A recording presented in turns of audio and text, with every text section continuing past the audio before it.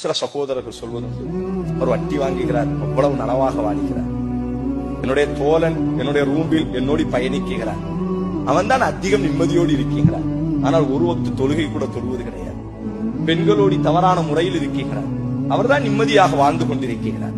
ஹலாலை பல சகோதரிகள் சொல்வதுண்டு, நாங்கள் ஹிஜாபை பேணுகிறோம், நாங்கள் உம்ரா செய்கிறோம், நாங்கள் ஹஜ்ஜி செய்கிறோம், நாங்கள் ஒவ்வொரு நேர தொழுகையையும் அல்லாஹ்வுக்காக நேரம் தவறாமல் தொழுகிறோம், ஆனால் அல்லாஹ் எங்களை காயப்படுத்துகிறார், அல்லாஹ் எங்களை கஷ்டப்படுத்துகிறார். ஆனால் இனி ஒரு சமூகத்தை பாருங்கள், எவ்வளவு அநீதம் செய்கிறார்கள், அக்கிரமம் செய்கிறார்கள், அல்லாஹ்வினுடைய கட்டளைக்கு மாறு செய்கிறார்கள், நிம்மதியாக வாழுகிறார்கள். இல்லை, வலா தஹ்ஸபன்னல்லாஹ காஃபிலன் அம்மா யஅமலுல் ஸாலிஹூன்.